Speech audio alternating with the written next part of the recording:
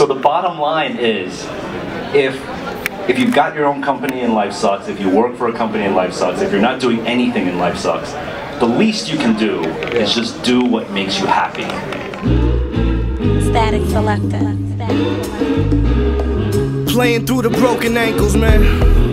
Never sit down, cause I'ma stand up. Yo, book a ticket to the tropics, cause I'm through with all the shit that I'm living every day. In the mirror saying, why me? Hide my eyes, cause I'm sicking with the image. Abusing marijuana, sipping vintage for the time being. My skill set is very serious, in fact. Spit a wild rap, carve a steak right off the cow's back. Throw it on the grill, I'm cooking in the stew. Same shit that's on the grill, gave me leather for the boot. If they make me take the stand, then I'm lying through my teeth, though. Ask to swear to God, but in that I don't believe, though. My man Stevie Mo playing safety for Toledo. I have some frequently asked questions that I have presented. So oftentimes I do, if you ever catch it, it's kind of fun. Sometimes I do these quick Q&A sessions on Twitter where people on Twitter ask me questions and I answer them for like about the span of an hour while I'm waiting to check in for a flight or something like that. So I always get some of the same questions over and over again. So I wanted to share with you my top 3 frequently asked questions. Here's my answer. This is Aquanotes, and you should all note aquanotes.com. If you look for inspiration, you will never find it. I guarantee you that. In the 15 years that I've been in business, I have never taken my moleskin out, sat at the park, and said, I'm gonna get inspired at the park today. Never have I filled that book with ideas. It never comes when you want it to come. It comes when you're in the shower, when you're like washing your hair, and then an idea comes. If you're charging too little and you find that you've got a lot of work, you've got a lot of projects, and they could be great, they could be mediocre, they could suck, but you've got a lot of things going on and you barely have any time for your friends, your personal life, and your head is in a like spinning spiral of death, of stress. You know, like if you feel like you're that, you need to raise your prices up.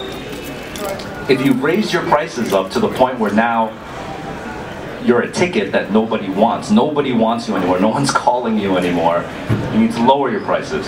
So it's very simple. You just get to that sweet spot where you're charging enough money, you're getting enough work, but you're also getting enough balance. A balance in life, balance in free time, balance in your personal life. And that's really how I came, and it doesn't happen immediately. It's not like you just switch your pricing and then like the next day like it's all figured out. It takes like possibly 3 to 6 months for it to even itself out. But that's how I've done it, where I felt like, wow, I'm like really busy. I'm not charging enough money. The other big indicator is that when you quote your price, if they don't argue you on your rate, you've messed up. That's just plain and simple. If you're like, yes, I'll do that job, I'll charge you $1,000, like, yes. You should slap yourself. They're always gonna negotiate with you. So like if you've charged too much, they're gonna do one of 2 things. They're either gonna say you're too expensive, you know, we'll go to someone else, where you can say, hey, I just want to let you know I'm flexible on that price. Or they're gonna negotiate you, which you should be shooting high anyway, so that you come down to the price that you really want to do. But if you quoted a price and they just say that they just accept it right away, you've kind of messed up. And then number 3, frequently asked question number 3 is, how do I become a success? And I think the idea of success nowadays is really skewed. It's really kind of messed up. Partially the blame is the internet. How many people are familiar with this video? You should all be, because like 110 million people have seen this, so if you haven't seen it, you're living under a rock. But Psy, who's a great success, he's got the Song of the Year in the world, okay? Psy has been recording for over 12 years. This is his 6th album. He's been arrested twice in the past decade. And now, of course, he's the biggest Song of the Year. He took over Justin Bieber and Katy Perry for the YouTube most viewed video. And he's the first for a Korean artist. what people don't realize is that he's been at this for 12 years. He's been to jail. He's put out 6 albums. But people are like, Psy, overnight YouTube sensation success. And he is an overnight success, but people don't see the struggle that he went through. The internet makes it so that everyone can look like a star and everyone can be a star. I mean, Kanye said so, you know, just shoot a viral. And anybody could go out and shoot a viral. That's what this guy looks like he did, and he's an overnight sensation. But what the web doesn't tell you, oftentimes, is that story. I'm sure no one knows those stories about Psy. People get it twisted. The reason why in the beginning days, like when I started in the early 90s, the reason why we did limited edition was because there was no choice in the matter. I was breaking into Parsons School of Design, hand printing t-shirts, carrying them in a pillowcase, like climbing through a 4th floor window, you know? So it was limited edition because I couldn't lift that heavy of a bag. That's why it was limited edition. We never once sat down and were like, yo, we could do 300, but let's do like 30, just so like the hype and the buzz are like really high. If we had the capability of doing 300, we would have done 300 or 3,000 or 30,000, you know? If you want to be an artist, make one of ones, you know?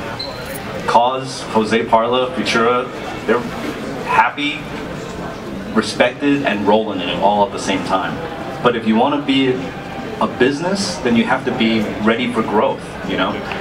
And there are certain decisions that you can make where like, okay, fine, you're year 1, year 2, if Walmart calls you and says like, let's do some business, I can understand why you don't want to go there. But if it's a natural growth, you should totally accept it all the way through. I wouldn't be so concerned about limited edition. There's so many people on this planet, and there's so many brands that you wish you could oversaturate yourself, dude. For real, you really, like, if you oversaturate yourself, like, I'd be impressed, you know what I mean? Like, just look around in this room, like, no one can wear the same thing. It's like, there's just too many options. Yeah. Say, if somebody came right now and wanted 1,000 of our shirts, we don't have the fan base to sell that, and that looks bad for future. Oh, we sold them all the stuff, but they didn't sell any of it at all. So. But they're buying it from you, right? Well, at this stage, no. Which will partially up front, maybe it would be consignments. Oh, okay. Yeah, I mean, you don't want to put yourself at risk. But if someone's willing to give you money for them, you should go ahead and go for it. You know, 1,000 is seriously like a molecule in the Pacific Ocean. Yeah. Thank you. Yeah, good luck.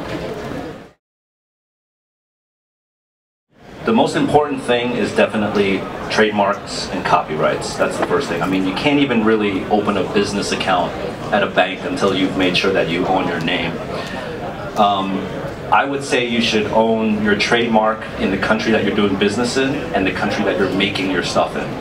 Because there's a lot of brands that don't own their companies in certain countries. Like, Incase had a huge issue where there was a Chinese company that owned Incase. They bid the logo, they bid the trademark, they bid the products, and they were totally within their rights to do so because they bought the trademark before Incase could. You know, and when Incase tried to sell to China, the fake Incase sued the real Incase and won. So that just gives you an idea of how important lawyers are. That happened also with Etnies, I think. Etnies, the skate brand. They tried to go to Japan. A Japanese guy had bought Etnies for Japan only, so that when Etnies tried to distribute in Japan, they got sued for bootlegging their own brand. It's pretty crazy. You want to hear another crazy story?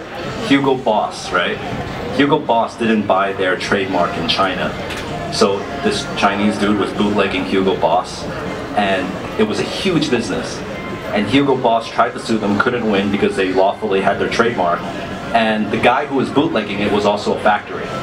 So Hugo Boss just had to put their head in between their ass and walk in and be like, listen, we can't beat you. Can you just make Hugo Boss for us because you're doing such a goddamn good job at it? And now that bootlegger is in partners with Hugo Boss. It's crazy because it's totally a case of if you can't beat them, join them. You know? So lawyer up for sure. It's expensive, you know. And when I say expensive in the beginning, you're looking at maybe like 5 to 15 grand. But it's just chalk it up as part of your investment to like start this business, unless you want to get ripped off, you know.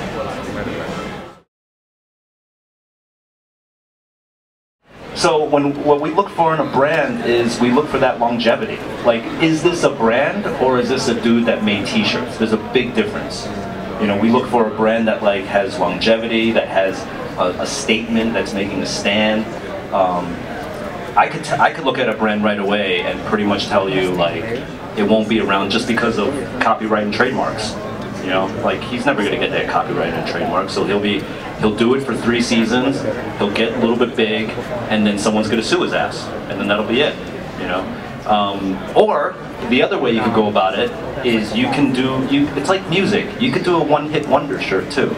You know, you could do like all over print Machine Guns and Brass Knuckles, and it'll be the hottest seller for that summer, and honestly you probably won't be that mad because you haven't invested in a brand, you just made like a hot banger. So you could be like, you know, the Rick Astley of the t-shirt world or something. You probably don't even know who Rick Astley is. I'm so old.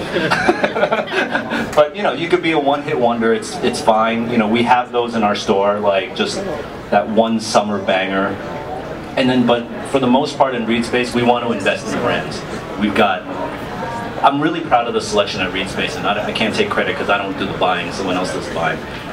But we've got really established corporations, you know, like Stone Island and Stussy and Acronym, you know, Penfield. We've got these really great brands that have great history, great stories that are rich.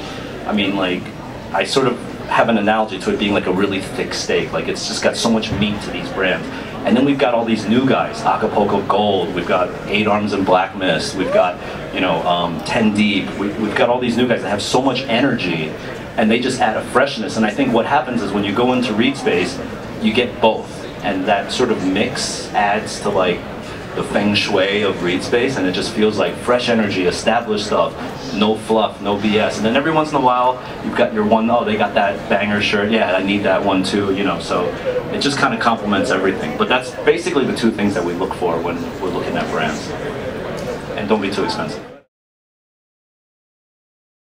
At the time, I was frustrated with working with retailers. All my friends who had brands back then, they were all in the same boat. They were like, isn't it annoying when they do this, that, and the third? It's like, yeah.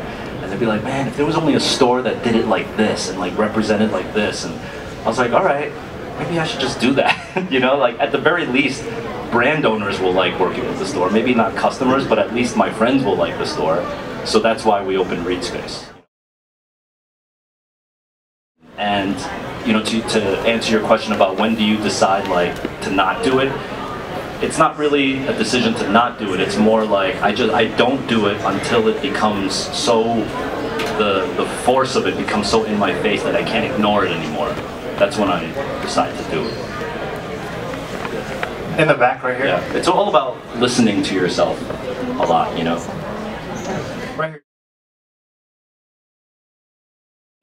But no, we make mistakes all the time. We do.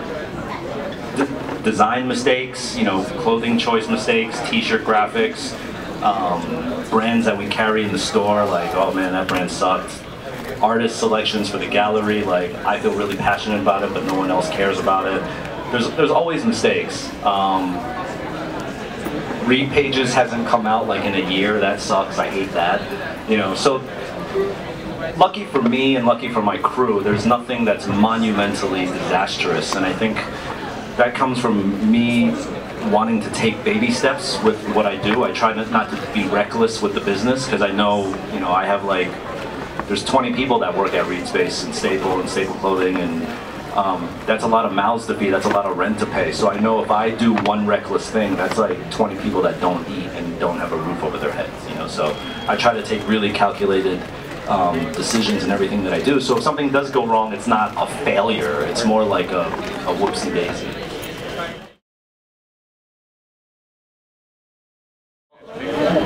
So what did you do? You know what, I don't really feel like I work really hard because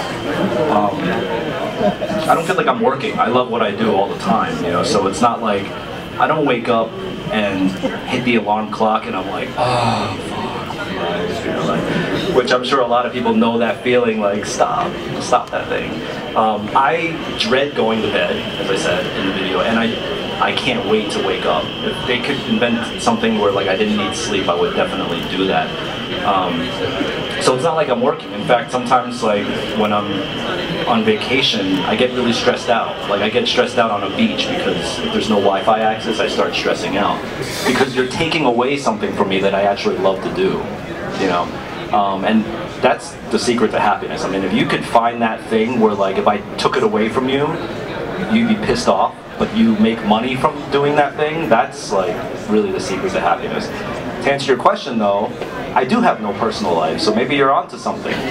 I'm not married, I don't have any kids, and I feel like my contemporaries and my peers who are in this business who get married and have children, their focus switches, as it should. You know, they should be a good father, a good parent, and they should take care of their family. I have the luxury of just, you know, I just have my employees, but other than that, it's real. Decisions of the company are based upon what's best for the brand and what's best for you guys, not what's best for my kids' college tuition and my wife's 401k, you know. So I have that luxury for now, and I'm, you know, just to get real personal with you, I'm quite happy with that decision that I've made. I've accepted that I don't have like my wife and child sitting in the front row here. It's fine. I have all of you, you're all my kids, you know, so it's like, it's all good.